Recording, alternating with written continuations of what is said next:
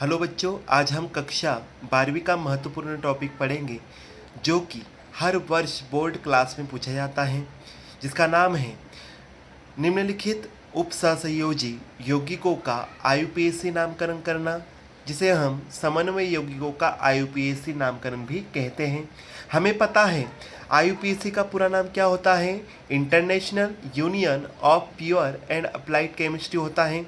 आइए बच्चों, हम इसे इजी ट्रिक से इनके नियमों को समझें। पहला नियम है, यदि उपसहसंयोजी क्षेत्र ऋणात्मक हो तो केंद्रीय धातु परमाणु के नाम के अंत में एट जोड़ देते हैं। मतलब आपका क्षेत्र किस प्रकार का है, ऋणात्मक है, तभी आपको क्या करना है, केंद्रीय धातु परमाणु के नाम के अंत में कौन से शब्द का यूज़ करना है, एट शब्द का। तो आइए हम इसे कुछ उदाहरणों की सहायता से समझें। Fe मतलब होता है आयरन, जिसे हम कहेंगे फेरेट, कॉपर को क्यूप्रेट, गोल्ड को ओरेट, टिन को स्टेनेट, जिंक को जिंकेट, सिल्वर को अर्जेंटेट, प्लेटिनम को प्लेटिनेट, निकल को निकिलेट, क्रोमियम को क्रोमेट, कोबाल्ट को कोबाल्टेट, मर्क्यूरी को मर्क्यूरेट और लेड को प्लम्बेट और एल्यूमिनियम को एल्यूमिनेट कहेंगे। लेकिन आपका उपसहसंयोजी क्षेत्र कैसा होना चाहिए, आपका ऋणात्मक होना चाहिए, तभी आपको एट शब्द का यूज करना है। आइए हम दूसरा उदाहरण पढ़ेंगे। यदि उपसहसंयोजी क्षेत्र कैसा होना चाहिए, धनात्मक या उदासीन हो तो केंद्रीय धातु परमाणु के नाम अपरिवर्तित रहते हैं। कहने का तात्पर्य यह है कि यदि धनात्मक या उदासीन उपसहसंयोजी क्षेत्र हो तो कोई भी नाम परिवर्तित नहीं होंगे। कहने का तात्पर्य जैसे आयरन को हम आयरन ही कहेंगे, कॉपर को हम कॉपर ही कहेंगे, गोल्ड को हम गोल्ड ही कहेंगे, क्योंकि इनका क्षेत्र धनात्मक या उदासीन है इसलिए। आइए हम विभिन्न प्रकार के लिगेंडों की सूची को देखें, जिसमें सबसे पहले है ऋण आवेशित लिगेंड। H आयन रहा तो उसे हम हाइड्राइडो कहेंगे, F आयन रहा तो फ्लोरो कहेंगे, Cl आयन रहा तो क्लोरो कहेंगे, Cn आयन रहा तो साइनो कहेंगे, OH आयन रहा तो हाइड्रोक्सी आयन कहेंगे, CH3COO आयन रहा तो एसीटेटो कहेंगे, C2O4 रहा तो ऑक्जेलो कहेंगे, SO4 आयन रहा तो सल्फेटो कहेंगे, NH2 आयन रहा तो एमिडो कहेंगे, NH आयन रहा तो इमिडो, NO2 आयन रहा तो नाइट्रिटो N और NC आयन रहा तो आइसोसाइनो। और लास्ट होता है ऋणावेशित लिगेंड में EDTA।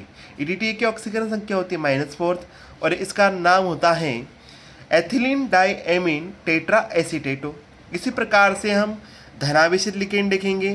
NO प्लस आयन रहा तो नाइट्रोसोनियम, NO2 प्लस आयन रहा तो nitronium, NH2 single bond NH3 plus ion रहा तो हाइड्रोजीनियम, Br प्लस आयन रहा तो ब्रोमोनियम। इसी प्रकार से उदासीन लिगेंड हैं। H2O रहा तो हम उसे एक्वा कहेंगे, NH3 रहा तो एमीन, कैपिटल CO रहा तो कार्बोनिल, EN रहा तो एथिलीन डायमीन। इसी प्रकार से C6H5 रहा तो पिरिमिडिल, NO रहा तो नाइट्रोसिल।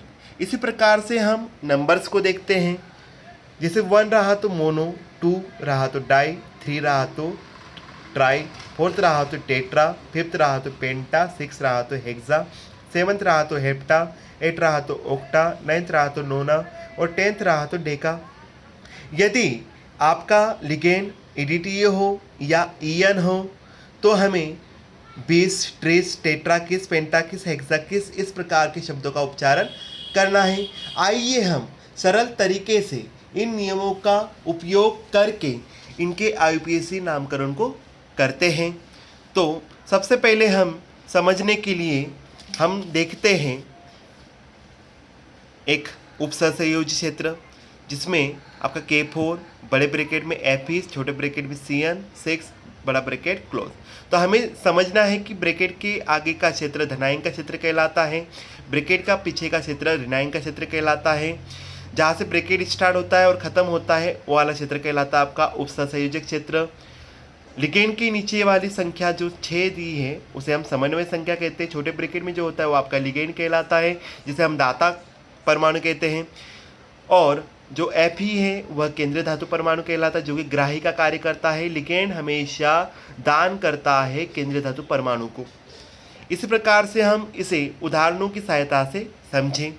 हमारा पहला उदाहरण है K4, ब्रैकेट में है Fe, छोटे ब्रैकेट में है CN6। हम इसका नामकरण करेंगे। यदि ब्रैकेट के आगे कुछ दिया होता है तो सबसे पहले हम इसे बोलेंगे पोटेशियम। इसके नंबर्स को हमें अभी नहीं देखना है, इसके नंबर को केवल हम ऑक्सीकरण संख्या ज्ञात करने के लिए यूज़ करते हैं, पोटेशियम। फिर हमें समन्वय संख्या से केंद्रीय धातु परमाणु की ओर नामकरण करना होता है। तो 6 को हम क्या बोलते हैं, हेक्सा। CN को क्या बोलते हैं, साइनो, जो कि ऋणावेशित लिगेंड है। और ऋणावेशित लिगेंड होने के कारण हम आयरन को क्या बोलेंगे, फेरेट कहेंगे। तो इसका नाम होगा पोटेशियम हेक्सासाइनोफेरेट। इसके ऑक्सीकरण संख्या हम कैसे ज्ञात करेंगे, पोटेशियम के नंबर्स कितने दिए, 4। पोटेशियम की ऑक्सीकरण संख्या होती है +1 प्लस हमें किसकी ऑक्सीकरण संख्या ज्ञात करनी है, केंद्रीय धातु परमाणु की, जो कि क्या है आपका, फेरेट है, मतलब एक प्रकार का आयरन है। तो आयरन प्लस समन्वय संख्या कितनी है, 6। लिगेंड जो साइनो है उसकी ऑक्सीकरण संख्या कितनी होती है, -1 बराबर 0। इसको हम सॉल्व करेंगे।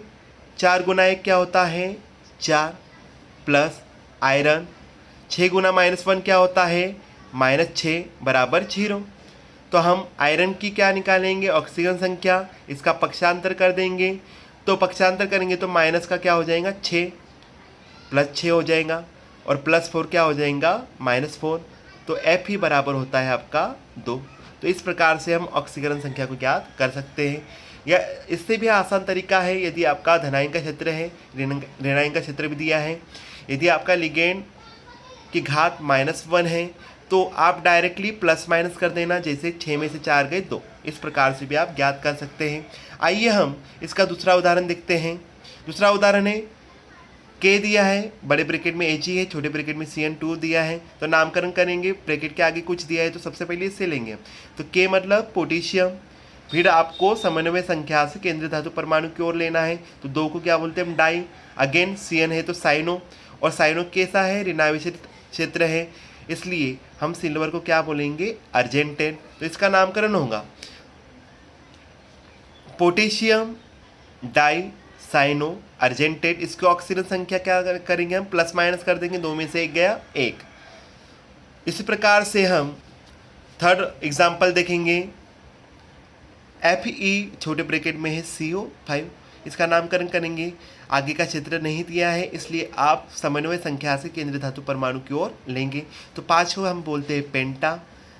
CO कैपिटल है, मतलब ये एक प्रकार का उदासीन लिगेंड है जो कि कार्बोनिल कहलाता है, और उदासीन होने के कारण हम आयरन को आयरन ही कहेंगे। और इसके ऑक्सीकरण की संख्या क्या होंगी, 0। 0 क्यों होती, क्योंकि उदासीन का क्षेत्र 0 होगा, मतलब उसकी ऑक्सीजन संख्या 0 होंगी। तो 0 का गुना किसी भी नंबर्स में करो तो आपका आंसर 0 ही आता है। इस प्रकार से आप IUPAC नामकरण को इजी तरीके से समझ सकते हो। आगे के उदाहरणों को हम अगले वीडियो में डालेंगे।